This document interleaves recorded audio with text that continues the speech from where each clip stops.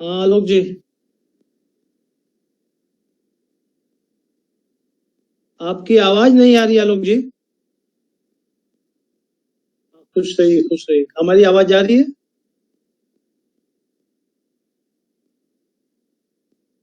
हाँ ठीक है।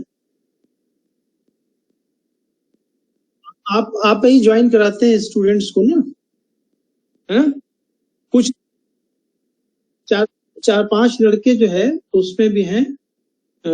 हमारे 5 लड़के हैं एमए वाले, तो उनके ऊपर भी कुछ, उनको भी लाभ पहुंच जाए इसलिए से, है ना? ऐड कर लीजिएगा उनको भी, है ना? जी हाँ हाँ हाँ, मैंने उनको भेज दिया है, ज्वाइन कर लेंगे। हाँ हाँ, कविता है। हाँ Thank you, sir.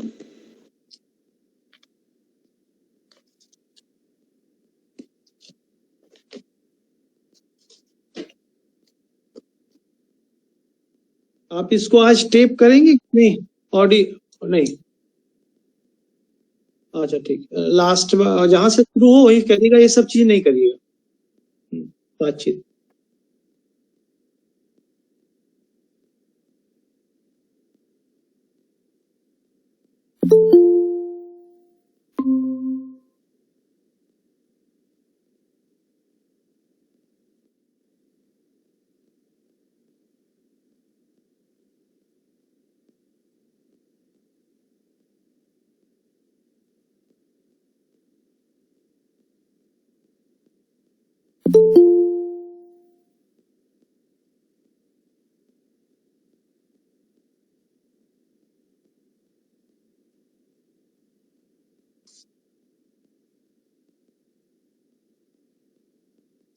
Yes, sir.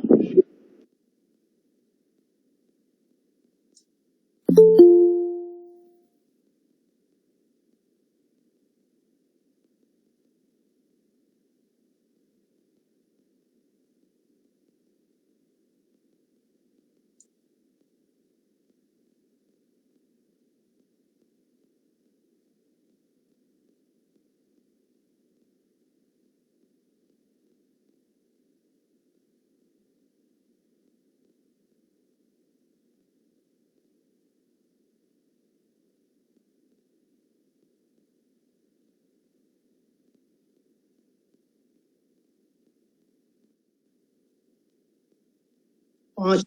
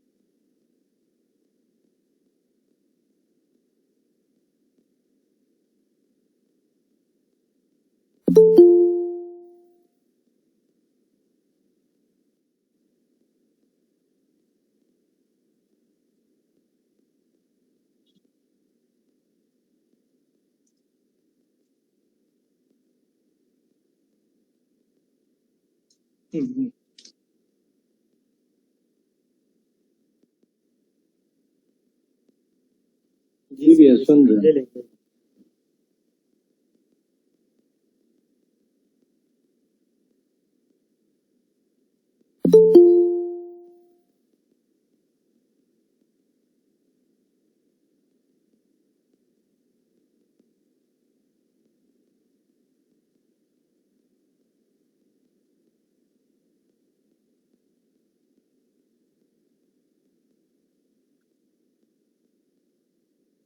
बिल्कुल बिल्कुल। और 2 किताबें मैंने बताई दी हैं। एक एल बैशम बताई है, वो आप देख लीजिएगा, वंडर दैट वाज इंडिया। और इसका हिंदी अनुवाद भी है, अद्भुत भारत करके। अगर ये 3-4 किताबें आप एक साथ ले लेंगे तो आपका काफी कोर्स कवर हो जाएगा। मैं तो लेक्चर दे ही रहा हूँ, अगर आप नोट करते होंगे तो वो बात अलग है। आपके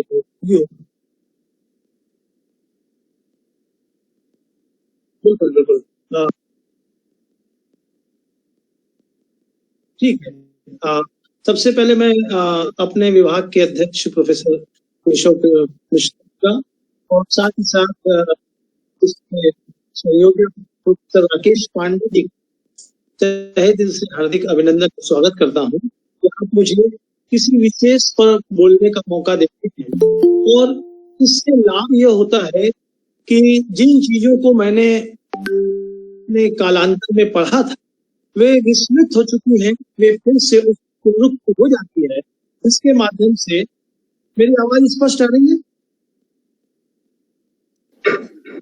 बीच में और लोग जो डिस्टर्ब कर रहे हैं अपना म्यूट कर लें। प्रिंस म्यूट कीजिए आप।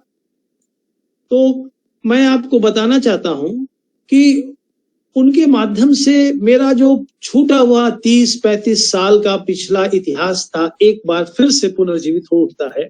यह श्रेय आप सभी को जाता है। आज जो हम पढ़ाने जा रहे हैं आप लोग बड़े धैर्यपूर्वक सुनिएगा और समझने का प्रयास कीजिएगा। जो आजीवक संप्रदाय है जो कि बुद्ध और महावीर के बाद उत्पन्न हुआ था, और इसके बाद दूसरा मैं इसको बड़े छोटे में और बड़े हिस्से में मैं पढ़ाऊंगा। अजंता की गुफाएं, अजंता केव्स पर मैं बताऊंगा, और वो भी बौद्ध धर्म बुद्धिज्म के जातक साहित्य के अनुसार किस प्रकार से इसका उल्लेख हमको मिलता है। उस संदर्भ में 2 विषय पर मैं आज चर्चा करना चाहूंगा। तो सबसे पहले एक बड़ा कठिन नाम आता है जो कि आपको कभी कभी परेशान भी कर देता है, लेकिन उसको समझ लेंगे तो आपको वह चीज आसान लगने लगती है। जैसे कि एक आता है आजीवक संप्रदाय। एक तरह से जैसे कि बुद्ध हुए, महावीर हुए, जथरुष्ट हुए, कन्फ्यूशियस हुए, उनके बीच में से हीनयान, महायान, वज्रयान, श्वेतांबर, दिगंबर इत्यादि विभिन्न प्रकार के संप्रदाय उत्पन्न हुए जो कालांतर में कुछ तो धर्म में परिवर्तित हो गए और कुछ धर्म का विराट स्वरूप नहीं ले पाए। उनमें से एक या तीसरा जो है परंपरागत कह सकते हैं या रूढ़िवादी संप्रदाय है, जो बड़े ध्यान से सुनिएगा तभी आपको स्पष्ट हो जाएगा। थोड़ा सा क्लिष्ट है इसलिए मैं कह रहा हूं। जो बौद्ध धर्म तथा जैन धर्म के साथ साथ उत्पन्न हुआ आजीवक, वो ऐसे सन्यासियों का समूह था जो जैनियों की भांति अनुशासन ग्रहण किए हुए थे और साथ ही साथ जो संपूर्ण नग्नता में विश्वास करते थे, पूरी रूप से दिगंबर रहते थे। दिगंबर माने होता है, दिग माने होता है दिशा, और अंबर माने होता है वस्त्र। दिशा ही जिसका वस्त्र हो, अर्थात नग्न रहते थे। इस संप्रदाय का जो संस्थापक था, बहुत अधिक इस संप्रदाय के बारे में हमको जानकारी उपलब्ध नहीं होती है सबसे पहले, और जो कुछ भी उपलब्ध होता है वो बौद्ध और जैन साहित्य से ही उद्भूत भावनाओं से स्पष्ट होता है। उसी के आधार पर मैं आपको इसका मूल्यांकित करने जा रहा हूं। तो इस संप्रदाय के जो संस्थापक था गोशाल, जो कि मस्करी पुत्र के सिद्धांत और उसके समकालीन एवं पूर्ववर्ती मित्र महावीर के जो इसका पहले महावीर स्वामी का मित्र था, सिद्धांतों से अत्यधिक समानता रखते हैं। आजीवक जो संप्रदाय है वो महावीर स्वामी के जो सिद्धांत थे या उनका जो एक तरह से विश्वास था, आस्था थी, उससे बड़े ये एक तरह से समानता रखते हैं। बौद्ध और जैन धर्म दोनों प्राप्त परंपराओं के अनुसार उनका जन्म जो है एक साधारण परिवार में हुआ था, और श्रावस्ती में महावीर के साथ इन दोनों के बीच में यानी कि मस्करी पुत्र गोशाल और महावीर स्वामी दोनों के बीच में एक गंभीर विवाद उत्पन्न हुआ था, और 448 ईस्वी पूर्व उनका स्वर्गवास हो गया था। ऐसा प्रतीत होता है कि गोशाल मस्करी पुत्र अनुयायियों ने अन्य संप्रदाय के अनुयायियों तथा अनैतिकतावादी पूर्ण कश्यप तथा अणुवादी पखु कात्यायन के साथ मिलकर आजीवक संप्रदाय का निर्माण कार्य किया था। अर्थात कहने का मतलब है कि इन्होंने इस संप्रदाय का विकास पूर्ण कश्यप तथा पकुधत कात्यायन के साथ मिलकर के किया था, जिनके सिद्धांत को मैंने बताया, तो उससे आपको परेशान होने की आवश्यकता नहीं है। मौर्य सम्राट नाम आपने बड़ी अच्छी तरह से जानते हैं, सम्राट अशोक और उसके उत्तराधिकारियों ने आजीवकों को गुफाएं भेंट की थी, रहने के लिए भेंट की थी। कालांतर में यह संप्रदाय शीघ्रता से क्षीण होने लगा और पूर्वी मैसूर तथा मद्रास के आसपास ही सिमट करके रह गया और यहाँ यह संप्रदाय 14वीं शताब्दी तक मात्र जीवित रहा। इसके बाद इस संप्रदाय के विषय में हमको कुछ भी ज्ञान उपलब्ध नहीं होता है। आजीवक का कोई भी ग्रंथ उपलब्ध नहीं होता है, ये बड़े दुर्भाग्य की बात है। किंतु कुछ नाम मात्र का ज्ञान हमें उपलब्ध होता है, जैसा कि मैंने बताया, वो भी जैन और बौद्ध साहित्य, जिनकी की मात्रा प्रचुर मात्रा में, पर्याप्त मात्रा में है। इस संप्रदाय में अनीश्वरवादी और नियतिवाद की प्रधानता रही है। अनीश्वरवादी मतलब ईश्वर की सत्ता में अविश्वास, और नियतिवाद मतलब एक नियति का नियम होता है, उसमें इनकी प्रधानता रही है। जैसे कि एक नियति का नियम है कि महात्मा गांधी पैदा हुए, बुद्ध पैदा हुए। अब प्रश्न उठता है कि यदि महात्मा गांधी, बुद्ध पैदा न होते, महात्मा गांधी न होते तो क्या होता? तो नियतिवाद यही कहता है कि अगर ये बुद्ध पैदा नहीं होते, गांधी पैदा न होते, तो प्रगति वो एक नियतिवाद के सिद्धांत के अनुसार इनके ही जैसा, बुद्ध और महावीर जैसा कोई न कोई व्यक्तित्व इस धरती पर अवतरित करा देती। यह इस नियतिवाद की प्रधानता। इतिहास में नियतिवाद, अवश्यंभाविता, संयोग इत्यादि को आप बड़ा पढ़ते हैं, उसमें बहुत अधिक प्रारंभिक आपने फर्स्ट सेमेस्टर में जरूर पढ़ा होगा।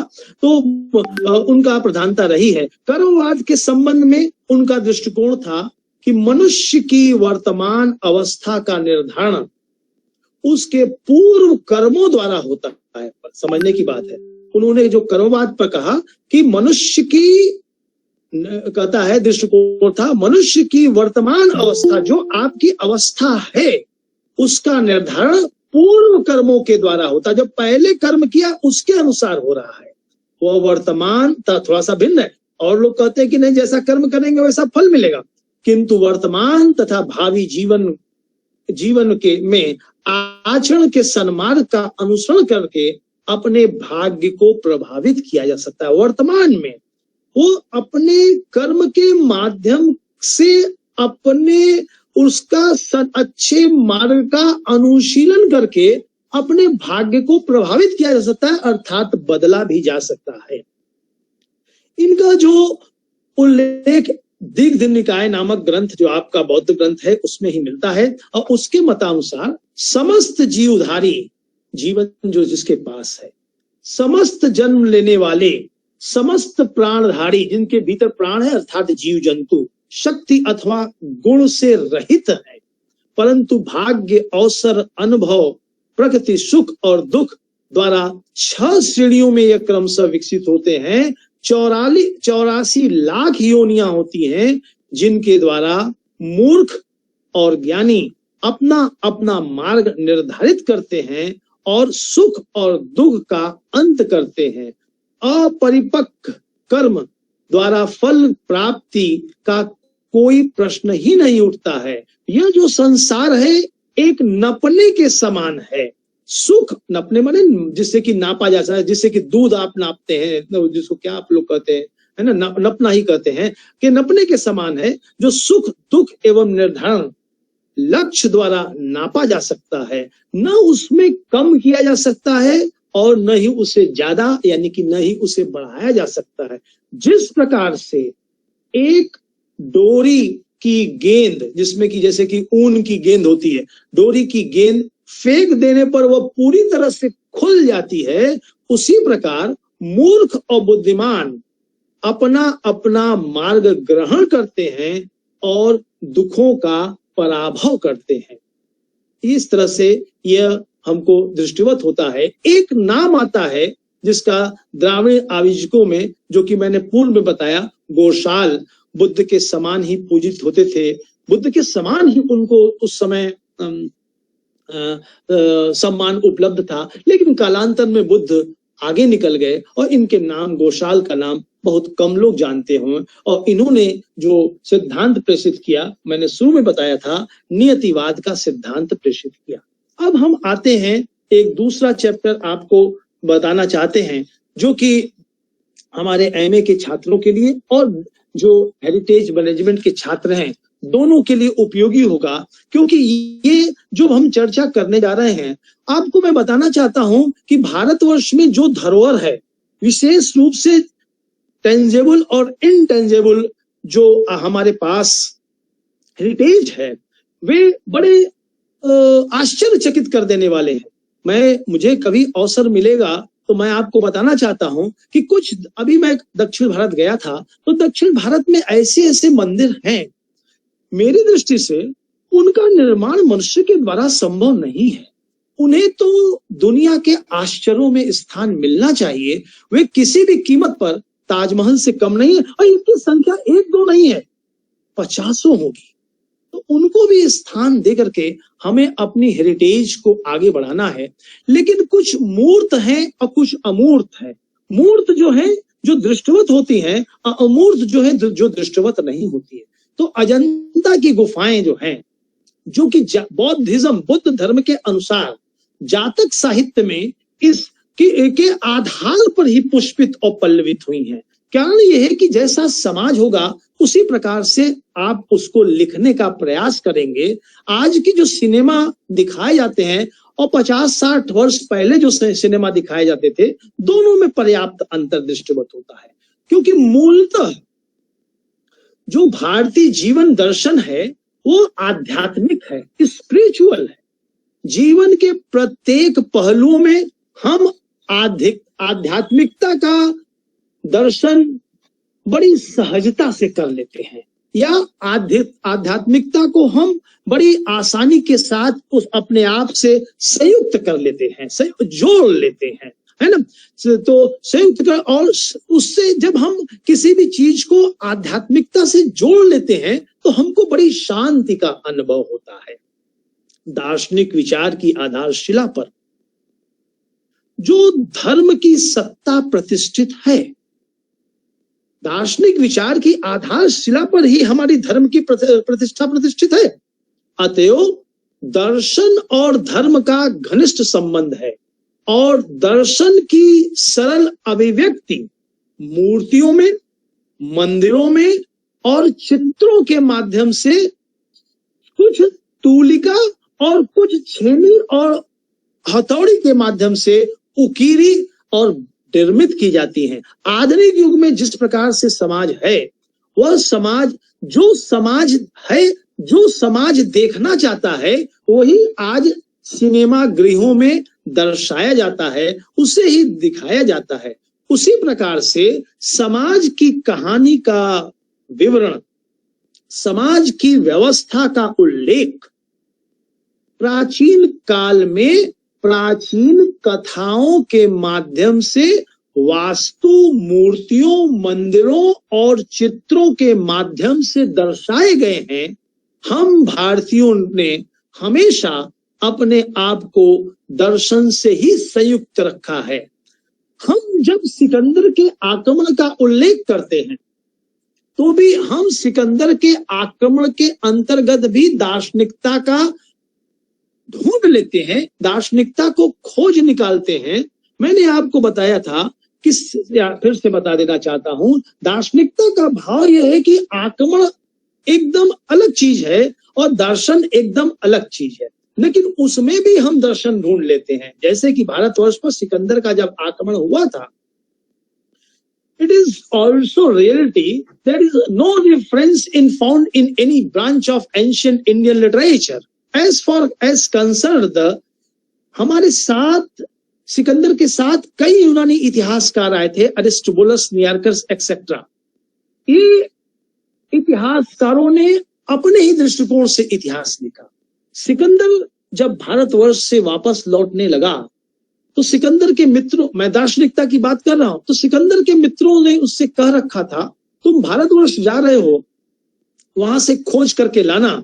हम लोगों ने आज तक साधु नहीं देखा है कि साधु किस प्रकार से होते हैं, सेंट है ना, किस प्रकार से होते हैं, हम उसको देखना चाहते हैं, इसलिए तुम पकड़ करके लाना। सिकंदर जब भारतवर्ष से लौटने लगा तो उसे याद आया, तो उसने अपने सेनापति को भेजा कि जाओ एक साधु पकड़ के लाओ। वह कंदराओं में गया, सामने एक साधु तपस्या कर रहा था। उसने कहा, सैनिक ने, महान सिकंदर की आज्ञा है कि तुम्हें हमारे साथ हमारे देश चलना होगा। सिकंदर से के सैनिक से उस साधु ने कहा, हम तो सिर्फ एक ही व्यक्ति, एक ही सच्चिदानंद परमात्मा परमेश्वर परात्पर की आज्ञा का अनुशीलन करते हैं और मैंने और लोगों की आज्ञा पालन करना छोड़ दिया है। वो बड़ा क्रुद्ध हुआ, सैनिक सिकंदर के पास वापस लौट गया, कहा कि महाराज वो चलने के लिए तैयार नहीं है। तब सिकंदर बड़ा क्रुद्ध हुआ, स्वयं तलवार लेकर के उस साधु के सामने खड़ा हो गया और कहा कि महान सिकंदर तुम्हें आदेश देता है कि तुम्हें हमारे साथ चलना होगा। तो उस साधु ने कहा, जिसे संपूर्ण विश्व को सुन लेना चाहिए, उसने कहा कि सामने से जो हमारे देश की सूरज की किरणें हमारे शरीर के ऊपर आच्छादित हो रही है, जो तुम उसे वंचित कर रहे हो, पहले तुम सामने से हट जाओ। एक सामान्य सा पुरुष जो किसी से मिलता भी नहीं है, वो महान सिकंदर को एक तरह से आदेश दे रहा है। सिकंदर ने कहा कि नहीं, तुम्हें मेरे साथ चलना होगा। तो उसने सिकंदर से, साधु ने कहा कि मैंने तो सामान्य आदमियों की आज्ञा का पालन करना बंद कर दिया है। सिकंदर ने कहा, मैं सम्राट हूं, अलेक्जेंडर द ग्रेट हूं। उसने कहा नहीं। तब सिकंदर ने तलवार खींचकर उसके गले पर लगा दी और सिकंदर ने उस साधु से कहा कि इसका परिणाम मृत्यु होगा। तो उस साधु ने कहा, जिसे तुम मार सकते हो, अर्थात शरीर, जिसे तुम मार सकते हो, उसका परित्याग हम पहले ही कर चुके हैं। शरीर का त्याग तो हम पहले ही कर चुके हैं। रही बात शरीर को धड़ से अलग करते हुए, तो इस शरीर को धड़ से अलग करते हुए तुम भी देखोगे और मैं भी देखूंगा, क्योंकि आत्मा अजर और अमर है। सिकंदर लौट गया, अपने मित्रों से कहा, सारा भारतवर्ष ला सकता था, लेकिन एक, सारा भारतवर्ष से मतलब सारा भारतवर्ष की सामग्रियां ला सकता था, लेकिन एक साधु को लाना मेरे लिए असंभव नहीं है। तो आध्यात्मिकता हमारे जीवन के प्रत्येक क्षेत्र में जुड़ी हुई है और प्रकृति ने भारत को सुविस्तृत भूमि में समग्र आवश्यक वस्तुओं से संयुक्त किया है और काल की गति के साथ मनुष्य उस पथ पर मानवता कल्याण के लिए निरंतर प्रयत्नशील भी है। भगवत के प्रति ध्यान, भक्ति और उसके जीवन के प्रत्येक क्षेत्र में दृष्टिवत होती है, जो कि ज्ञान, कर्म, भक्ति में परिणित होती है, जिसका एकमात्र विकल्प और उद्देश्य है मोक्ष को उपलब्ध होना, निर्वाण को उपलब्ध होना। दर्शन की दृष्टि से देखें तो ज्ञान, कर्म और भक्ति का योग अजंता की गुफाओं के चित्रों में परिलक्षित होता है, स्पष्ट रूप से दिखता है। मूल उद्देश्य प्राणियों को, उस चित्र को उकेरने का मूल उद्देश्य प्राणियों को आह्लादित और आनंदित करना मात्र था, मानव कल्याण या मोक्ष प्रदान करना ही था। अब मैं कुछ टेक्निकल चीजों पर आपसे बात करना चाहता हूं। वो यही है कि अजंता की गुफाएं महाराष्ट्र के औरंगाबाद जिले में, आप जानते भी होंगे, जलगांव नामक रेलवे स्टेशन से लगभग 30-35 किलोमीटर दूर फरदापुर नामक ग्राम में दक्षिण मील पश्चिम दिशा में स्थित है। यहाँ पर बड़े बड़े पर्वतों को काट करके कुल 29 गुफाएं, याद रखिएगा 29 गुफाएं बनाई गई हैं, जहां पर की 4 चैत्य शेष विहार गुफाएं हैं।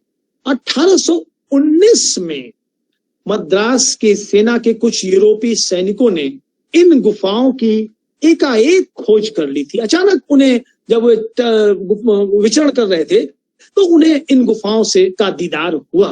फिर 1824 में जनरल सर जेम्स अलेक्जेंडर ने रॉयल एशियाटिक सोसाइटी में इसका सबसे पहले उल्लेख या विवरण प्रस्तुत करने का प्रयास किया और इन गुफाओं के दुर्लभ चित्रों को भली भांति पहचाना और इसे विश्व को अवगत कराने का प्रयास किया। आरंभ में अजंता की गुफा में 29 गुफाओं में जो चित्र बने थे, किंतु समय और काल ने उसे ग्रसित कर लिया, जो कि अब चित्र की जो संख्या बची हुई है मात्र 1 गुफा नंबर 1 नंबरिंग कर दी गई है। और यह आर्कोलॉजी का सिद्धांत भी होता है, मूर्तियों पर, गुफाओं पर, चित्रों पर अंकन करके नंबरिंग कर देते हैं। तो 1, 2, 9, 10 तथा 16, 17 नंबर की गुफाओं के ही चित्र अब बचे हैं। शेष एकदम धूमिल हो गए हैं या अस्पष्ट हैं, समझे देखे नहीं जा सकते हैं, लेकिन इस बात का आभास अवश्य देते हैं कि यहाँ कोई चित्र रहा होगा। और बड़ी विचित्र बात यह है कि इन चित्रों की जो अवधि है, जो इनके निर्माण काल का समय है, कालक्रम है, क्रोनोलॉजी है, वो बड़ी भिन्न भिन्न है। मोटे तौर से आप समझ सकते हैं 9वीं और 10वीं गुफा के चित्र प्रथम शताब्दी ईस्वी पूर्व के हैं। पहली और दूसरी गुफा के चित्र 7वीं शताब्दी के, अर्थात हर्ष का समय आ गया। 10वीं गुफा के स्तंभों पर अंकित चित्र 16वीं और 17वीं गुफाओं के भित्त चित्र जो हैं, अंकित चित्र हैं, जो 10वीं गुफा के जो स्तंभों पर जो अंकित चित्र हैं वह 350 ईस्वी के हैं और 16वीं और 17वीं गुफाओं के जो भित्त चित्र हैं वे गुप्तकालीन हैं। तुलनात्मक दृष्टि से अगर देखा जाए तो इनमें गुप्तकालीन चित्रों की संख्या सर्वाधिक है और गुप्तकालीन जो चित्र हैं वो बड़े शानदार हैं। अब प्रश्न उठता है कि इनकी तकनीक कैसी थी, किस प्रकार से इनको, थोड़ा सा तकनीक के बारे में भी मुझे आपको बताना होगा और उसके बाद उसकी विशेषता बताएंगे और उसके बाद उनके कुछ चित्रों के बारे में मैं अपने अभी कुछ खोज करके 3-4 किताबों के माध्यम से निकाला हूं, जिसको भी आपको इसी जो दिख पाएगा मैं आपको इसी से अपने ऑडियो के माध्यम से दिखाने का प्रयास करेंगे। तो इनकी जो चित्रकला की जो शैली है, एक तरह से मानिए कि विश्व की किसी शैली के समीप खड़ी हुई नहीं दिखती, एकदम अलग और भिन्न शैली, अद्भुत शैली। यहां पर जो इनको बनाया गया है, एक टेक्निकल नाम तकनीकी का लेते हैं कि यहां पर फ्रेस्को तकनीक है। फ्रेस्को तकनीक संक्षेप में आप समझ लीजिए, गीले प्लास्टर पर चित्र निर्माण जो किया जाता था, चित्रों को जो बनाया जाता था गीले प्लास्टर पर गुफाओं के भीतर जो चित्रों का निर्माण किया जाता था उसको फ्रेस्को शैली कहते थे, या चित्रकारी विशुद्ध रंगों द्वारा होती थी। विशुद्ध मतलब पेड़ पौधे वृक्ष के द्वारा। इसके ऊपर दूसरी है टेम्पेरा। टेम्पेरा क्या है?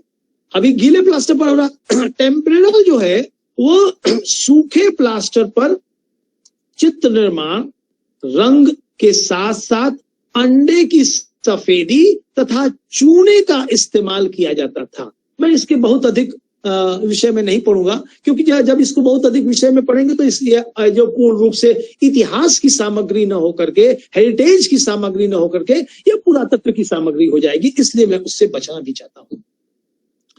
चित्रांकन के लिए सर्वप्रथम दीवालों का आधार तैयार किया जाता था।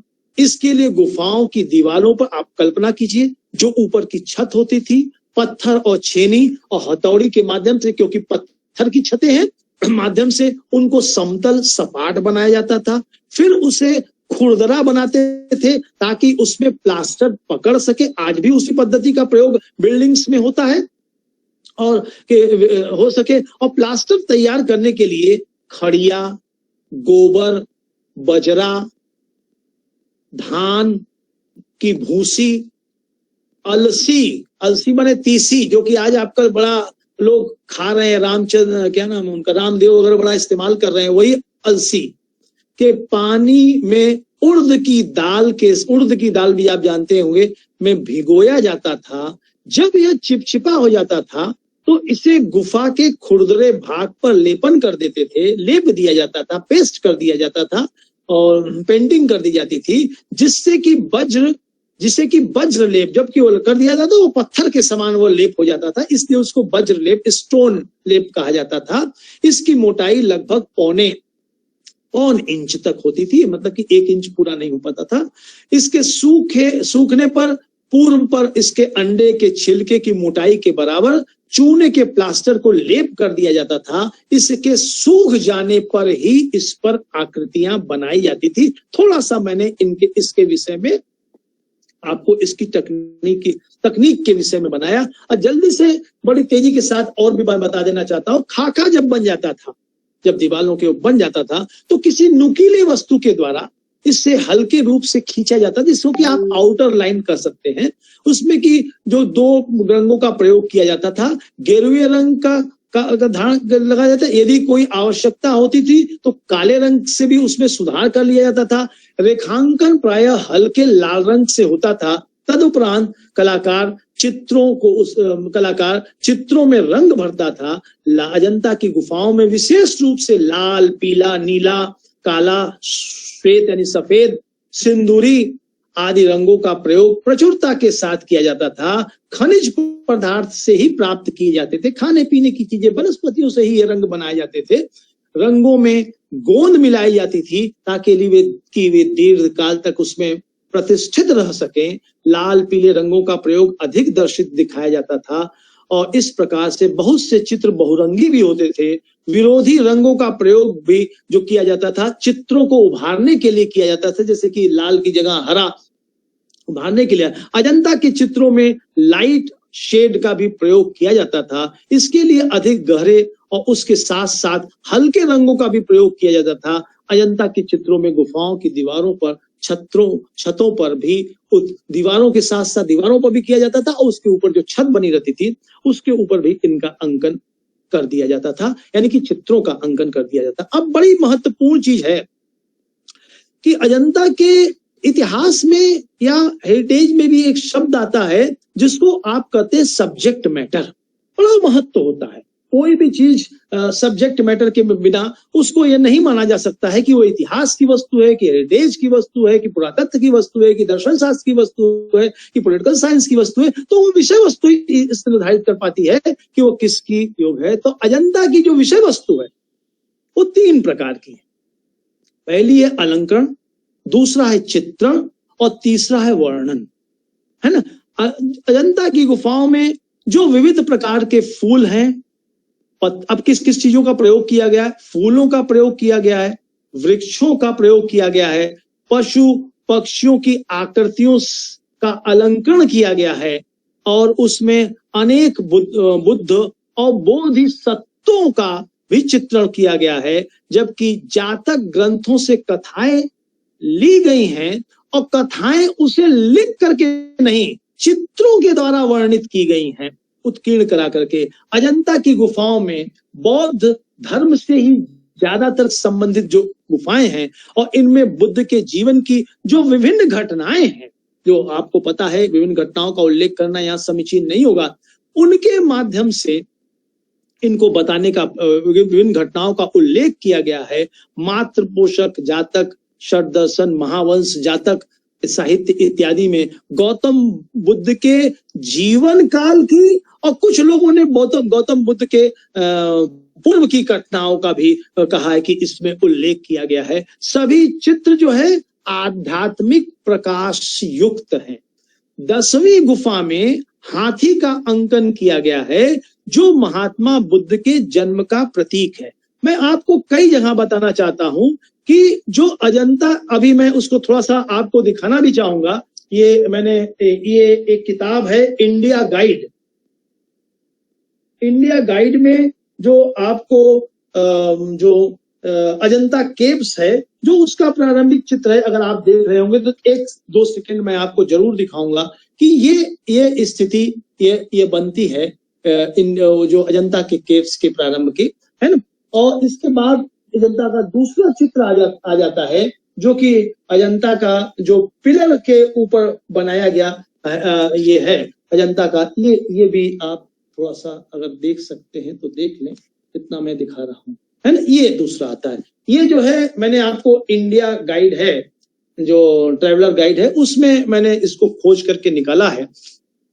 तो इसमें एक और चित्र आता है जो मैं आपको जो इससे चैत्य गुफा, जो कि 19 नंबर की गुफाएं हैं, ये जो है ब्लैक एंड व्हाइट है, शायद आपको ठीक से समझ में नहीं आएगा, लेकिन लग रहा है कि किसी गुफा में उकेरा गया है, ये दिख रहा है। इसके अलावा एक चित्र और आता है जो पद्म पाणी अजंता की गुफा, पद्म पाणी ये है। ये बड़ा प्रसिद्ध चित्र है, जो कि मैंने इसको अपने ओरिजिनल रूप में नीले रंग का है, जैसे बुद्ध जैसे लग रहे हैं, ये पद्म पाणी है इनको कहा गया है। एकदम आपको स्पष्ट नहीं, चूंकि ये ब्लैक एंड व्हाइट किताब है, इसमें अपने ये हाथ में एक कमल का फूल लिए हुए हैं और इसीलिए इसको पद्म पाणी कहा गया है ना। ये भी अजंता की गुफाओं में ये चित्र बड़ा प्रसिद्ध चित्र है, कई किताबों में ये नीले रंग का मुख्य बेस चित्र है, जिसमें इस पद्म पाणी के पूरे शरीर को नीले रंग का और जो पद्म मतलब कि कमल लिए हुए हैं, लोटस लिए हैं, उसको जो है वो गुलाबी कलर का दिखाने का प्रयास किया गया है। ये मूलतः है। इसके अलावा एक बिहार का दृश्य है, जिसमें कि आप देख रहे हैं कि बिहार मतलब ये भी गुफाओं में उकेरा हुआ चित्र है, जो इसमें जो उल्लेख मिलता है, एक दंपति हैं, पति पत्नी हैं, जिनको की दर्शाने का प्रयास किया गया है। और ये जो दर्शाया गया है एकदम उन्मुक्त भाव है, उनको नीचे वाले वस्त्र तो पहने हुए दिखाया गया है, चाहे वो स्त्री हो या पुरुष हो, लेकिन ऊपर वाले वस्त्र जो है इन दोनों लोग धारण नहीं किए हुए हैं। ये आ गया। इसके बाद जो है एक बड़ा प्रसिद्ध चित्र आता है अजंता की गुफाओं का, जिसका कि मैंने बाद में उल्लेख किया है। मैं आपको दिखा इसलिए रहा हूं ताकि आप उससे अवगत हो जाएं। ये बड़ा प्रसिद्ध है, लेकिन बड़ा स्पष्ट नहीं है, लेकिन आप इस चित्र को देखेंगे तो क्लियर भी हो जाएगा। जो गुहा मतलब कि गुफा संख्या 17 में हमको मिलता है। ये जो आप चित्र देख रहे हैं, थोड़ा सा आप देख रहे होंगे तो 2 व्यक्ति इसमें दिखाई दे रहे हैं। एक के माथे पर घेरा हुआ है और दूसरा हाथ जोड़ करके खड़ा हुआ है। तो ये जो घेरा हुआ व्यक्ति है, यही महात्मा बुद्ध हैं, और जो हाथ जोड़ करके खड़ा हुआ व्यक्ति है, वो जो है उनके प्रिय शिष्य आनंद है।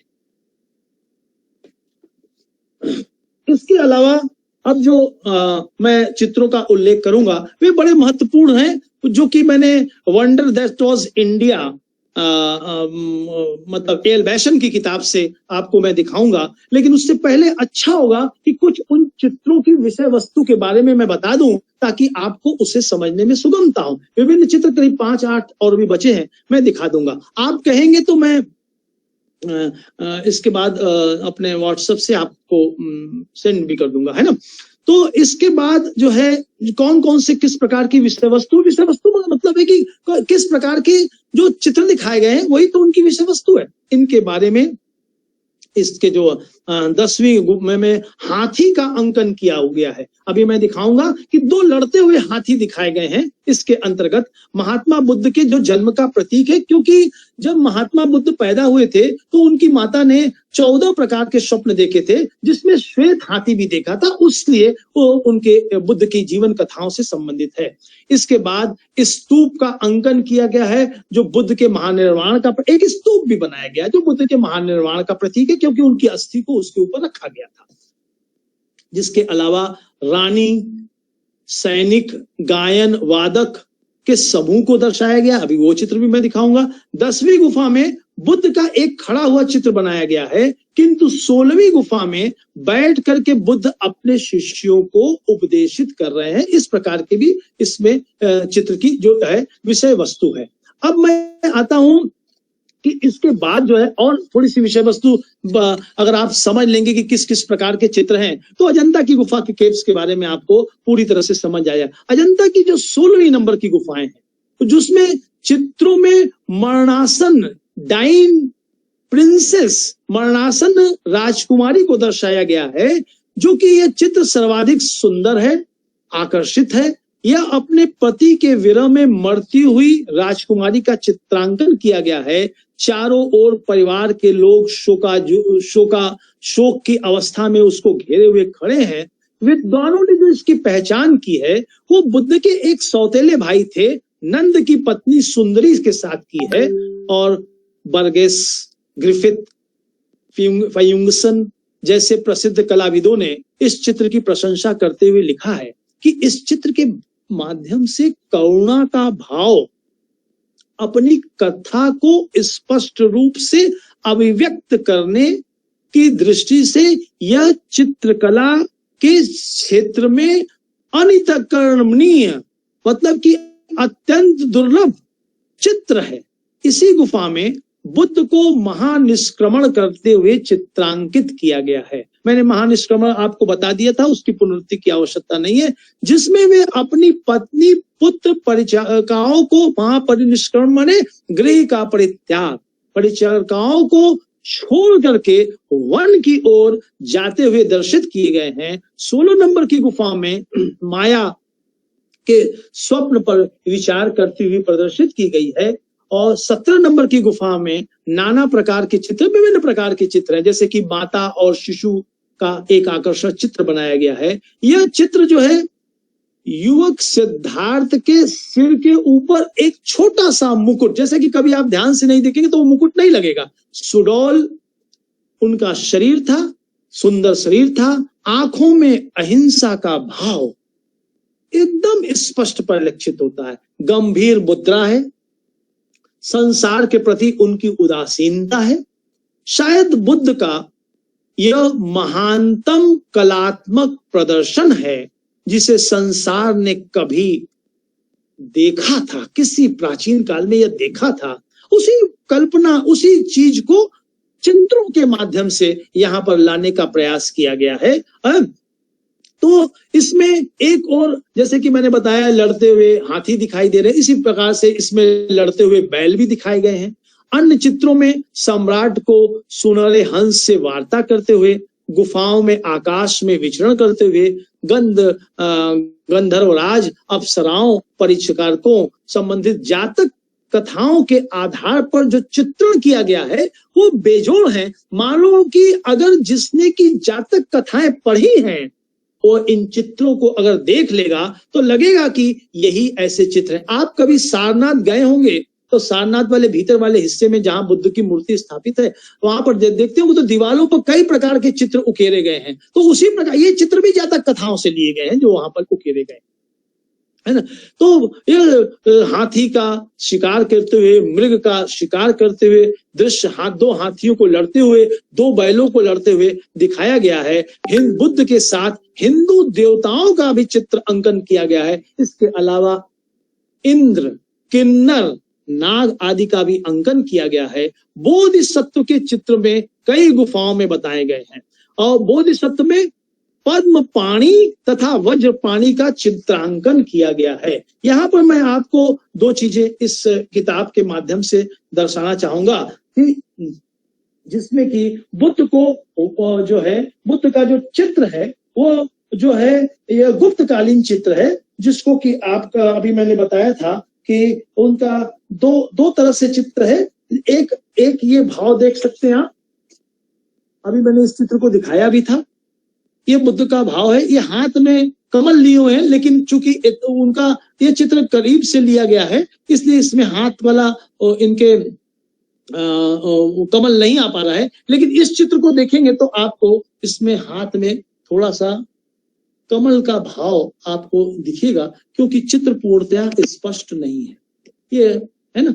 तो इसको कहा गया पाणी पद्म पाणी, है ना, ये हमको इनको एल वैशम साहब की किताब के अंतर्गत मिलता है। दूसरे चित्र में जो कि मैंने बताया कि बुद्ध जो है अपने विभिन्न प्रकार के लोगों से घिरे हुए हैं चारों में, ये भी इस कला का सर्वश्रेष्ठ उदाहरण है, जिसमें कि किन्नर, नाग, है ना, विभिन्न प्रकार के बुद्ध को परेशान करने वाले लोग इत्यादि दर्शाए गए हैं। इसके अलावा एक बड़ा महत्वपूर्ण चित्र है सौभाग्य से कलर्ड है, और ये आप चित्र देखेंगे तो आपको एक पूरा का पूरा भाव समझ में आएगा। इसमें महात्मा बुद्ध जो हैं के हाथ में एक पात्र है जो कि भिक्षा मांगने के लिए आए हैं, और ये नगर का दृश्य है, ऊपर से छत्र लगाया गया है जो कि ईश्वरी छत्र है, और इनको एक औरे के अंतर्गत इनके सिर को घेरा गया है, जिसको आप औरा कहते हैं, प्रभा मंडल हिंदी में कहते हैं। इसके बाद एक स्त्री दिख रही है और दूसरा बालक दिख रहा है। तो लोगों ने मानना है कि बुद्ध जो है अपने इस में आए थे और अपने पत्नी से और अपने पुत्र से भिक्षा ग्रहण की थी। इस प्रकार की ओर यह संकेत, यह चित्र प्रदान करता है। ये भी अजंता काला है ना। इसके अलावा ये जो है हाथी इसका, जिसका मैंने बताया कि दो लड़ते हुए चित्र हैं हाथी के, और कई हाथी भी हैं। इसके अलावा दो सांड का चित्र आता है जो आपस में आप देख रहे हैं कि लड़ते हुए दिखाई दे रहे हैं, स्पष्ट है, सांड या वृषभ लड़ते हुए। इसके अलावा एक और चित्र आता है जिसका कि उल्लेख अभी मैं आपको, मतलब कि मैं इससे पहले कर दूं, इसके बाद मैं करना चाहता हूं, जो कि ये देखा गया है। इस गुफा में छत में दो सांड जैसे कि मैंने दिखाए गए हैं, और जल क्रीड़ा करता हुआ हाथी दिखाया गया है। कुछ बुद्ध को भिक्षा मांगते हुए मैंने बताया कि दिखाए गए हैं। इसके अलावा अजंता की 17 नंबर की गुफाओं में बुद्ध और शिष्य के आनंद का चित्र है, जो कि मैंने पहले आपको दिखा दिया है। एक बैठी हुई युवा बालिका का चित्र है, जिसमें युवती का एक, देखिए आपको दिखा रहा हूं, ये भी गुप्ता काल का है। आप इस चित्र को देखिए, ये एक बैठी हुई जो है स्त्री या युवा बालिका का चित्र है। ये चित्र भी गुप्त कालीन है, जिसमें कि युवती का ऊपरी हिस्सा एकदम उन्मुक्त है, खुला हुआ है, और जिसमें कि इसके जो वक्षस्थल है अत्यधिक विशाल है, सुडोल है, सुगठित है। किंतु इसकी विशेषता यह है कि यह अर्धनग्न होने के बावजूद भी इसमें हमको तनिक भी नग्नता का आभास नहीं होता है। कामुकता से यह पूरी तरह से कई कोसों दूर है, और अतः कामुकता पर एक तरह से कहा जाए मेरी दृष्टि से कि कामुकता पर जो है चित्रकारी विजयी हो रही है। इस प्रकार से इस चित्र के माध्यम से दर्शाने का प्रयास किया गया है। अब है महत्वपूर्ण, ये चित्रों का थोड़ा सा मैंने अंकन कर दिया। इसके बाद मैं आता हूं कि किस प्रकार से अजंता की चित्रों की क्या क्या विशेषताएं हैं। बहुत संक्षिप्त में मैं समझ रहा हूं कि करीब करीब पौन घंटा मैं बोल चुका हूं, 1 घंटे पौन घंटा, लेकिन 15-20 मिनट अभी और लगेगा। मेरी आवाज आप सब तक आ रही है? Yes sir. हाँ, सुनाई दे रही है कायदे से, है ना? अगर नहीं है ना, अगर नहीं आएगी तो एक हमको वो दे दीजिएगा, क्या बोलते हैं, मैसेज दे दीजिएगा, ताकि मैं कभी बीच में से देख करके आपको बात कर लूंगा कि नहीं आ रही आवाज। क्योंकि ऐसे बोलूंगा तो कभी कभी होता है कि एक दिन हुआ कि आधी घंटा मैं बोल गया, उधर ही बंद हो गया था पूरा का पूरा, है ना। तो अजंता के चित्रों की विशेषताएं क्या है, बड़ी महत्वपूर्ण बात है। पहली बात तो ये कि ये जो चित्र हैं वो पूरी तरह से विशुद्ध और भारतीय है। इनको पश्चिमीकरण का कोई भी इन चित्रों के ऊपर कोई भी प्रभाव हमको दृश्यवत नहीं होता है। ये सबसे बड़ी विशेषता इस चित्रकला की है।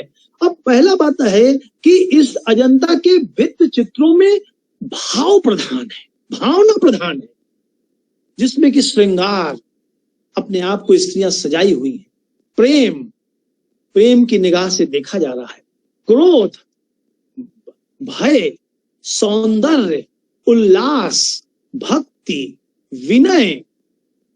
बुद्ध को बड़े विनयशील अवस्था में नीचे गर्दन करते हुए दिखाया गया है कि तथा विकलता के स्पष्ट दर्शन होते हैं। मतलब चित्रों के माध्यम से भाव भंगिमा को प्रकट करना, वो भी इतने पुराने समय में, अत्यंत दुष्कर कार्य था वो गुप्त काल में कर दिखाया गया, अजंता के केव्स के माध्यम से स्पष्ट होता है। तो इसीलिए जिसके कारण अजंता की जो चित्र हैं वो विश्व के महानतम कलाकृतियों में इसकी गिनती होने लगती है इस भाव भंगिमा की वजह से।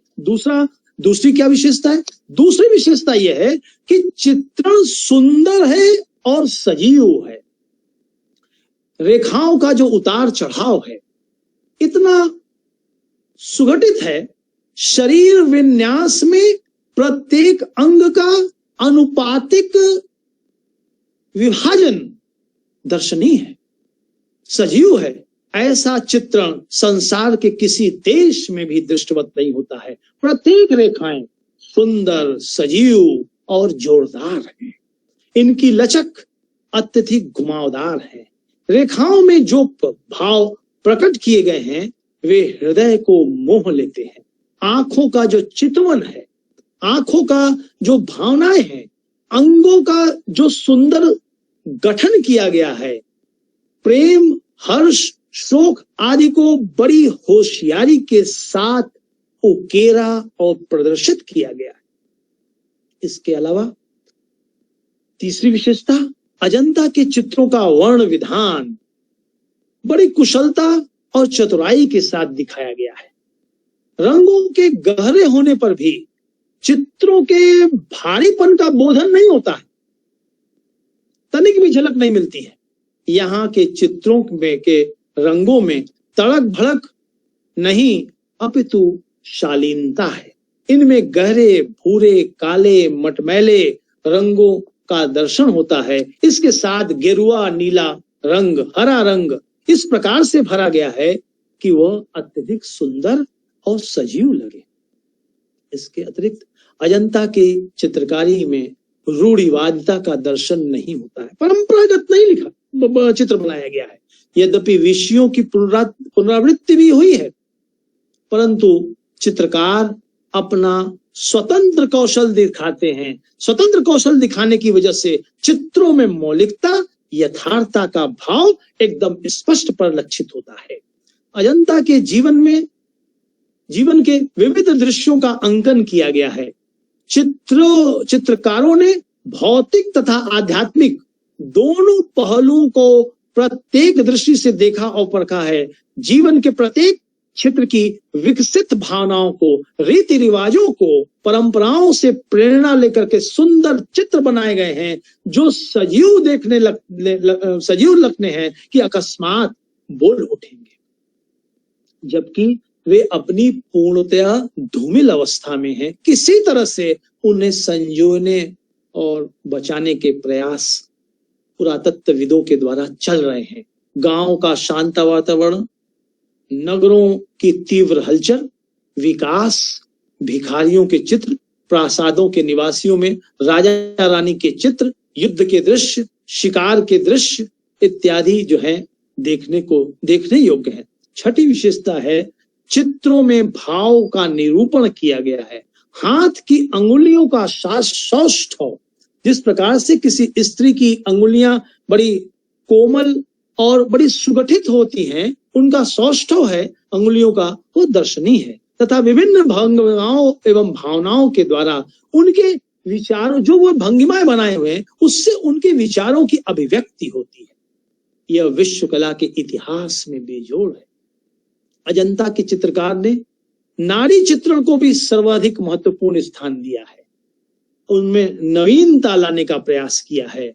अजंता की चित्रकारी में नारी चित्रण एक सिद्धांत के रूप में है जो सार्वभौम सौंदर्य का प्रतीक माना जा सकता है। उनका यह एक सिद्धांत बना है जो कि सार्वभौम सौंदर्य का प्रतीक के रूप में उसे स्वीकार किया जा सकता है। इसके अलावा नारी सौंदर्य में ही एक आता है जिनका संबंध नेत्रों के साथ साथ नारी सौंदर्य जो है उनके केशों में भी, बालों में भी झलकता है। वो उसका भी जो केश विन्यास की जो रीतियां अपनाई गई हैं, वे यहाँ की चित्रों की एक तरह से कहा जाएगा विशिष्ट विशेषताएं कही जाएंगी। आज की नारियों के लिए केश विन्यास उनके मन पसंद का विषय बन चुके हैं। केश, बाल का शरीर के मुखमंडल को प्रभावित करने में या उसको अट्रैक्टिव बनाने में बड़ा योगदान रहता है। इसलिए केश विन्यास उनके मन पसंद के अनुसार विषय बन चुके हैं। जो उनके समय में जो केश विन्यास था वो आज की नारियों के लिए भी बड़े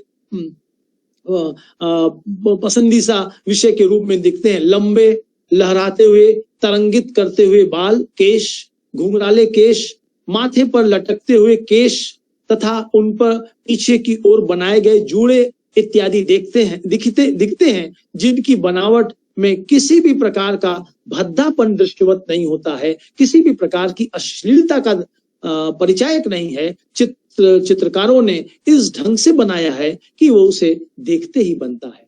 अजंता की अनेक अति उत्तम कलाकृतियों में से एक है, जैसा कि मैंने आपको अभी दिखाया, एक सुंदर नवयुवक के चित्र की चर्चा करना अत्यधिक समीचीन होगा, अब अत्यधिक आवश्यक होगा। शरीर भारतीय मूर्तिकारों और चित्रकारों की प्रिय त्रिभंग की मुद्रा में थोड़ा सा झुका हुआ है।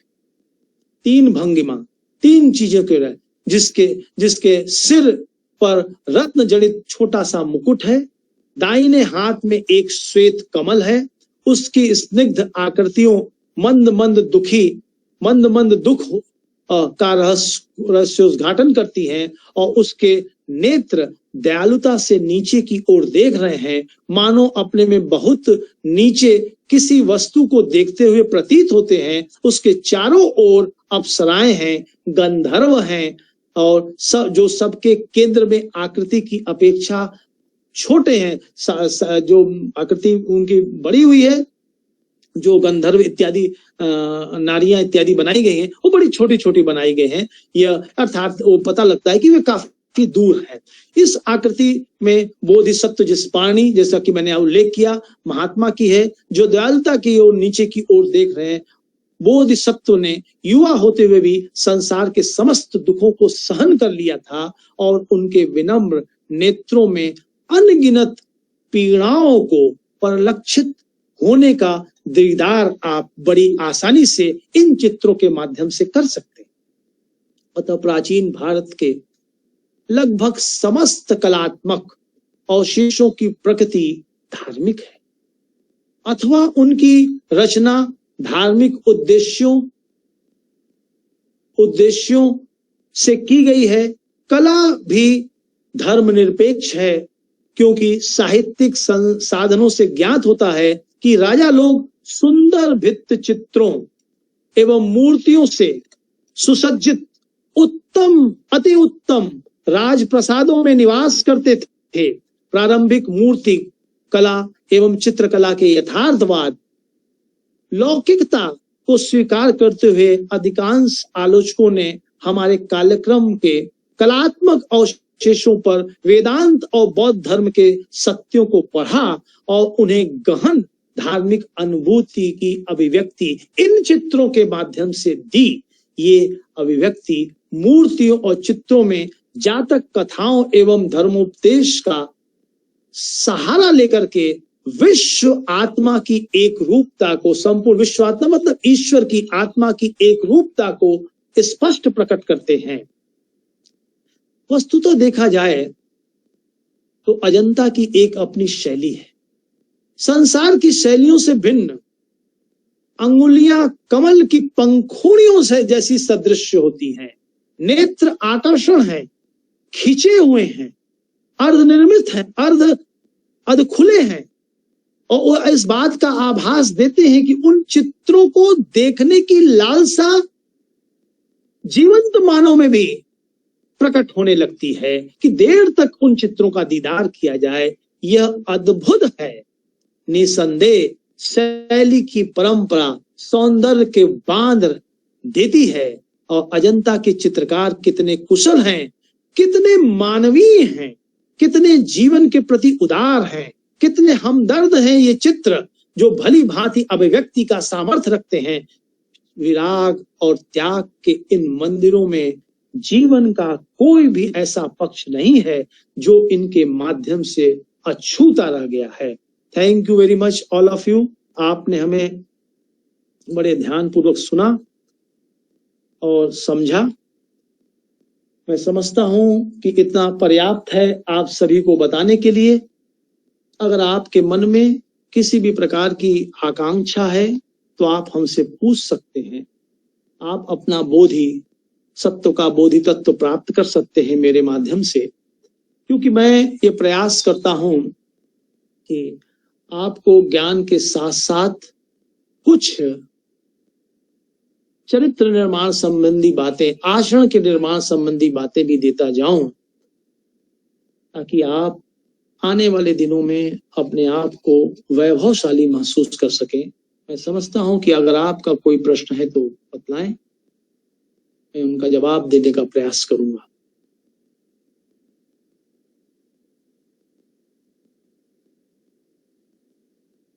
सृष्टि, यस सर। कहाँ हो तुम? दिख नहीं रही हो। हाँ सर, कैमरा ऑफ है। हाँ कोई बात नहीं। और ये क्या नाम से, कविता? Yes sir. हाँ ठीक है, कुछ ठीक लगा? अनुज तो पहले ही धन्यवाद दे करके क्वेश्चन से तुम्हारी हो जाती है। सर बहुत अच्छा लगा, बहुत बहुत अच्छा। तो आप प्रश्न करें, अच्छा लगेगा बेटा। कोई प्रश्न कर रहा था? सर मेरा एक प्रश्न है। सर हाँ। आपने जो विशेषताएं बताई थी अजंता गुफा की, तो उसमें से सर जो 5वीं विशेषता थी सर, वो मैं नोट नहीं कर पाई थी, मेरे से छूट गया था सर। वो आप प्लीज काइंडली रिपीट कर देंगे एक बार? 5वीं विशेषता किसकी? अजंता गुफा की आपने सर बताई थी ना, बहुत सारी विशेषताएं आपने बताई थी, तो उसमें से 5वीं विशेषता मेरे से छूट गया था नोट करना, मैं नोट नहीं कर पाई थी, तो एक बार काइंडली। जरूर जरूर, अभी आपको मैं बता देता हूँ विशेषता क्या थी। 5वीं विशेषता चौथी शायद हमने क्या बताई थी, तो आइडिया दें। चौथी आपने बताई थी कि वो राजाओं के द्वारा शिकार करते हुए चित्रकारी का एक अनूठा रूप जो बहुत ही आकर्षक होता है। हाँ, 5वीं मैंने बताई थी कि अजंता की जो गुफाएं हैं उसमें जीवन के प्रत्येक विविध प्रकार के, जो जीवन के प्रत्येक क्षेत्र है उनका अंकन किया गया है, यानी कि विविध प्रकार के जीवन के दृश्यों को दर्शाया गया है। यानी कि उसमें दो तरह के दृश्य आप दो चीजें होती है, एक भौतिकवाद जिसको कि आप आधुनिकता से संयुक्त करते हैं, और दूसरा होता है आध्यात्मवादिता जिसको कि आप आध्यात्मिक स्तर से संयुक्त करते हैं। हमारे यहाँ है किसी भी वस्तु को आध्यात्मिकता से जोड़ दिया जाता है। जैसा कि मैं बता सकता हूँ, आप देखते होंगे कि जैसे कि मैं सिकंदर को के आक्रमण को और उसके द्वारा साधु और सिकंदर की वार्ता को मैं जबरदस्ती ले आया। तो ये हमारे यहाँ एक आध्यात्मिक शैली है जो कि हमको परंपरा से उपलब्ध है। जीवन के प्रत्येक क्षेत्र की विकसित भावनाओं को, उनके रीति रिवाजों को, उनकी परंपराओं को लेकर के उनका सुंदर से सुंदर चित्र बनाने का प्रयास किया है, जो कि जो चित्र देखते हैं तो एकदम सजीव लगते हैं। ये इनकी 5वीं विशेषता है। इसके भीतर जो है विभिन्न प्रकार के चित्रों का अंकन किया गया है। जैसे कि शहर का उल्लेख किया गया है तो गांव का भी मतलब कि वातावरण तैयार किया गया है। तो शहर तीव्र हलचल भी बताई गई, विकासवादी जीवन भी है, तो भिखारियों के चित्र को भी दिखाया गया है, और प्रासादों, निवासियों, राजा रानी का एक साथ चलना, और इसके साथ साथ जो है उसमें युद्ध के दृश्य दिखाए गए हैं, शिकार करते हुए दृश्य दिखाए गए हैं। ये इनकी 5वीं विशेषता है। ठीक है, थैंक यू सर। इसको आप चाहेंगी तो ऊपर नीचे भी कर सकते हैं, कोई दिक्कत नहीं है। और कुछ सर मुझे हेलो, हाँ बोलिए। सर मुझे इसका सर काइंडली क्या आप इसका पूरा डिटेल नोट मुझे सेंड कर सकते हैं सर? व्हाट्सएप में ग्रुप में आप डाल सकते हैं? हाँ क्यों नहीं डाल देंगे, कोई बड़ी बात नहीं, दे देंगे आपको। Sir thank you sir. हाँ, अगर जैसे भी पूरा का पूरा दे देंगे अजंता वाला पर, लेकिन आप लोग अपने से लिखें तो ज्यादा अच्छा। ठीक है, हम दे देंगे आपको किताब में से। सर मैंने मैंने नोट्स किया था, तो इतना पर्याप्त नहीं है सर। आप बहुत अच्छे से बता रहे, तो ये आपने जहाँ से बोला ना सर, ये बहुत ज्यादा अच्छा है, तो ये मुझे चाहिए सर। इसीलिए मैं कह रही हूँ। ठीक है जरूर दे देना, है ना, सेंड कर दूंगा आपको, ठीक है। और कोई थैंक प्रश्न यू है? सर। सृष्टि, तुमसे बिना प्रश्न किए हमको संतुष्टि नहीं होती, बोलो। कविता ने कर लिया, सृष्टि ने, दीपेंद्र, अपूर्वा। सर मेरा एक प्रश्न है। बोलिए।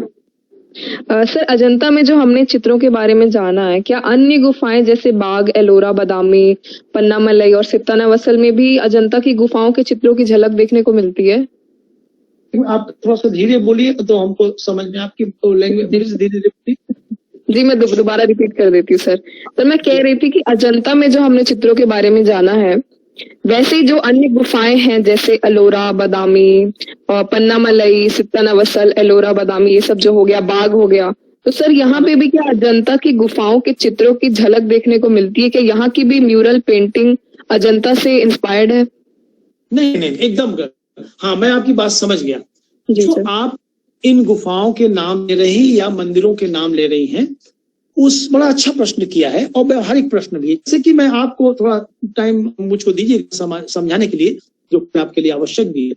तो अजंता की गुफाओं में जो चित्र का और गुफाओं में जो चित्रों का अंकन किया गया है, वो बूझे हुए चित्र नहीं लगते हैं। बूझे हुए चित्र का मतलब कि उन चित्रों में उतना उत्साह नहीं लगता है।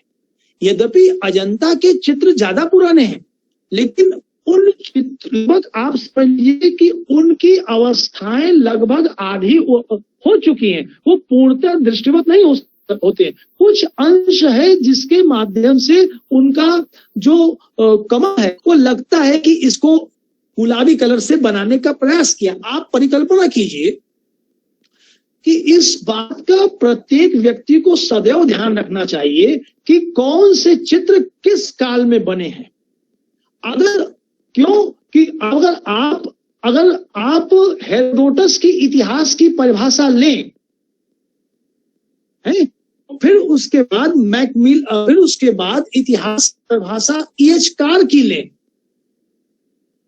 फिर बाद में और बीच में किसी इतिहासकार या गोविंद चंद पांडे के संबंध में ले, तो उसमें तीनों की, हेरोडोटस की और हेकाटियस की, हेल्टस की परिभाषा इतिहास संबंधी भिन्न भिन्न होगी। यहां तक कि मैं आपको चौंकाने वाला उत्तर देता हूं कि विष्णुगुप्त चाणक्य ने भी इतिहास की परिभाषा दी।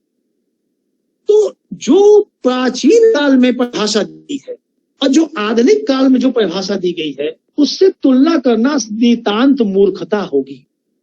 ठीक इसी प्रकार से जो गुप्त काल में चित्र बनाए गए हैं और जो गुप्त काल से बहुत पूर्व में चित्र बनाए गए हैं, बहुत पहले चित्र बनाए गए हैं, उसमें तुलना करना बड़ा कठिन काम है। क्योंकि कोई भी कला या कोई भी तकनीक दिन प्रतिदिन धीरे धीरे विकसित होती है। लेकिन हम जहां तक प्राचीन काल का संबंध है, गुप्त काल को मैं बार बार कहता हूं, फिर रिपीट करता हूं कि प्राचीन भारत का गुप्त काल को आधुनिक काल मानना चाहिए, क्योंकि एकदम सजीव चित्र मिलता है।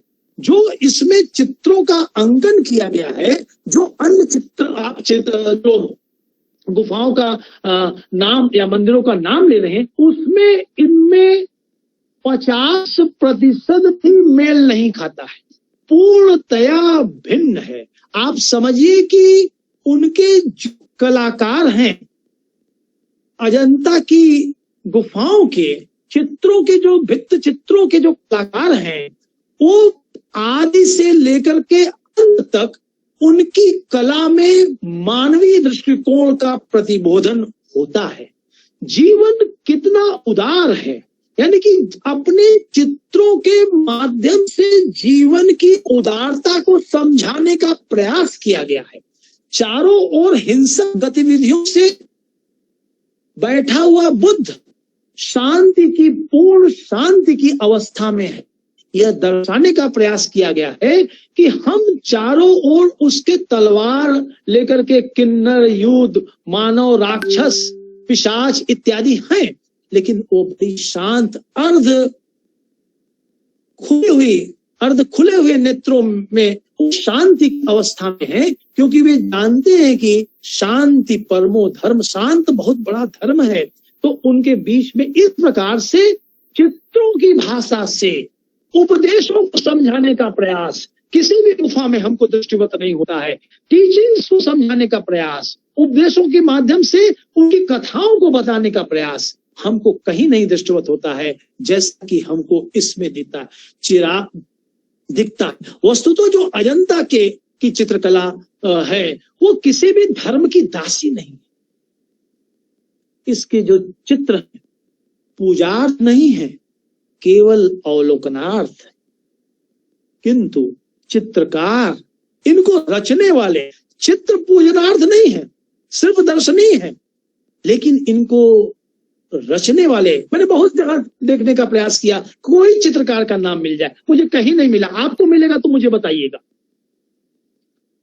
तो इनके जो चित्रकार हैं, चित्र पूजने योग्य नहीं है, लेकिन चित्रकार पूजने योग्य है। यह सामान्य चीज नहीं है। मैं समझता हूं कि आपको मेरी बात समझ में आई। और कोई प्रश्न? सर जी, मैंने आपसे ये प्रश्न सर इसलिए किया था क्योंकि सर मैंने किताब पढ़ी थी एडिथ टोमोरी की, the history of fine arts in India and the West. Sir उसमें ऐसे लिखा है कि काफी रिजेंबल करती है अजंता से। जैसे बाग की केव नंबर 4 जो है, वहां पे भी बोधिसत्व पद्म पानी की जो मतलब जो चित्र है वो वहां पर भी बनाया गया है, नीले पेंट का ही इस्तेमाल किया गया है। तो इसीलिए सर मेरा ऐसा होता था जी। बहुत अच्छा प्रश्न। बोधिसत्व मैंने जानती है? मैं भूल गई सर। हम भी थोड़ा पूछे आप लोगों से, बोधिसत्व माने? मैं पूछना क्या रहा हूं, मैं जानता हूं कि आप बता पाए तो बताएं। आपको पूछना चाहिए था बोधिसत्व क्या होता है। सर वो शायद बुद्ध भगवान के जो पूर्व जन्म वाले जो रूप थे वो सारे। नहीं, हमने आपसे कई बार कहा है हिंदी को इस प्रकार की स्वतंत्रता उपलब्ध है जो किसी भाषा को उपलब्ध नहीं है। इसीलिए मैं ये प्रयास करता हूं कि आप जब हिंदी भाषा में समझते हैं तो आपके जो हिंदी भाषा है अपने हृदय की भाषा है, तो आपके हृदय में उतरती है। तो मैंने आपसे बार बार कहा है कि किसी भी शब्द का अर्थ न समझ में आए तो बड़ी सहजता के साथ उसका संधि विच्छेद कर लीजिए। बोधि माने होता है ज्ञान, और सत्य माने होता है सत्य, और सत्य का मतलब होता है सुंदर और मधुर। इसी को कहते हैं बोधिसत्व। बोधिसत्व की कल्पना केवल दया की कल्पना नहीं है, अपितु पीड़ा की आत्मा के रूप में की गई है। पीड़ा की आत्मा के रूप में की गई है, दया की नहीं। कहा बोधिसत्व के अनेक स्थानों पर दृढ़ संकल्पित किया गया है बोधिसत्व के माध्यम से। जैसे मैं आपको उदाहरण देकर के बताऊं, बोधिसत्व में बताया गया है कि मैं बोधिसत्व करता, यानी कि जिसको ज्ञान प्राप्त हो गया, बुद्ध ही नहीं, कि बोधि सत्य उपलब्ध हो गया है, सुंदर और मधुर उपलब्ध हो गया है, उसे बोधिसत्व कहते हैं। वो क्या कल्पना करता है, वो क्या कहता है, उसी को बोधिसत्व कहते हैं। वो कहता है, उसके और स्पष्ट हो जाएगा, बड़ा अच्छा भाव करता है। वो कहता है मैं समस्त प्राणियों के कर्मों को अपने ऊपर लेता हूं। कोई कर्म लेता है क्या? अपना कुकर्म भी दूसरे के ऊपर डाल देता है। वो क्या कहता है कि मैं समस्त प्राणियों के कर्मों को अपने ऊपर लेता हूं, उन्हें भी जो उनके लिए नरकों में ले जाता है, यानी कि उनके खराब कर्मों को भी बोधिसत्व का मैं अपने ऊपर लेता हूं, जो उन्हें नरक की ओर ले जाता है, जो वे दंड का भोग रहे हैं, मैं उनकी उस पीड़ा को भी अपने ऊपर लेता हूं, मैं उस पीड़ा को सहन करता हूं, मैं उससे पीछे नहीं हटता हूं, मैं उसे देख करके डरता या कांपता नहीं हूं, मैं उससे भयभीत नहीं हूं, मैं हिम्मत नहीं हारता हूं।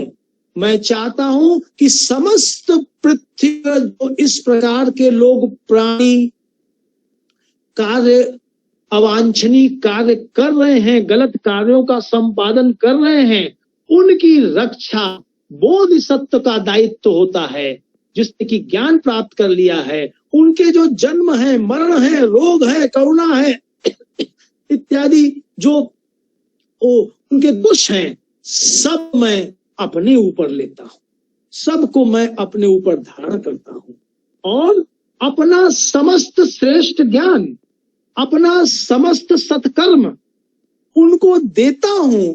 मैं उन व्यक्तियों के कर्म को अपने ऊपर लेते हुए उनसे विनिमय करता हूं। विनिमय माने आदान प्रदान, विनिमय माने होता है वस्तुओं का, अर्थशास्त्र का विषय है। विनिमय मतलब होता है कि वस्तुओं का आदान प्रदान करता हूं और असंख्य जीवित प्राणियों के जो पीड़ा सह रहे हैं उनको मैं, उनका ये तर्क है कि जो असंख्य जो जीवित प्राणी हैं नाना प्रकार की अपने कर्मों के माध्यम से पीड़ा सह रहे हैं, सब पीड़ा को मैं अपने ऊपर लेता हूं और उसके बदले में मैं अपने आप को प्रस्तुत करता हूं। इसको कहते हैं बोधिसत्व। और कोई प्रश्न? सर, हमारे भारत कला भवन में एक विद्वान महिला की गैलरी है, एलिस बोनर जी की, जिनकी एक संस्थान भी है शायद 80 घाट पर। तो उन्होंने मंदिर स्थापत्य और इन पर के साथ काम किया है, क्या उनके बारे में कुछ बता सकते हैं? एक बार फिर से रिपीट करें बेटा। भारत कला भवन में एलिस बोनर जी की गैलरी है। हाँ, मैंने देखा। हाँ, तो शायद उन्होंने मंदिर स्थापत्य और इन पर चित्रकला पर काम किया था। हाँ, काफी काम किया है उन्होंने।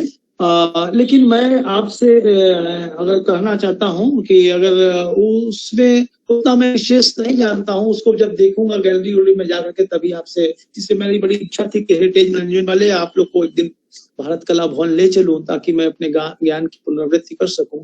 आपके लिए बहुत अच्छी किताब जो है मैं आपको, जो कि हाल में ही बिहार हिंदी ग्रंथावली अकादमी पट से प्रकाशित हुई है, वो किताब आप ले लें। नाम है डॉक्टर सच्चिदानंद सहाय की, जो कि मंदिर स्थापत्य कला का इतिहास किताब का नाम है, उसको ले सकते हैं। ये बड़ी उपयोगी किताब है अगर आप उसको देखना चाहें। इसके अलावा और में बड़े प्रसिद्ध इतिहासकार है, नाम आपने जरूर सुना होगा, डॉक्टर वासुदेव शरण अग्रवाल। उन्होंने भी बिहार हिंदी अकादमी ग्रंथ से पटना से एक ग्रंथ प्रकाशित किया है, और पुराने बहुत पहले सन तो उसको याद नहीं, लेकिन क्या नाम बताया, वासुदेव शरण उपाध्याय। इन्होंने प्राचीन भारतीय स्तूप और गुहा पर इसी तरह से किताब का नाम, प्राचीन भारतीय स्तूप और गुहा या मंदिर या गुहा, इस तरह से है किताब का नाम, है ना। इसको आप देख सकते हैं, ये बड़ी उपयोगी किताब होगी। इसके अलावा और भी कहेंगे तो 2-4-5 किताबें बताने में मुझे कोई दिक्कत नहीं है, क्योंकि कम से कम 5-7 किताबों को देखने के बाद ही मैंने आपके लिए तैयारी आपसे बातचीत की है। और कल इतिहास वालों का प्रेजेंटेशन रहेगा, आप लोग तैयार हो जाइएगा।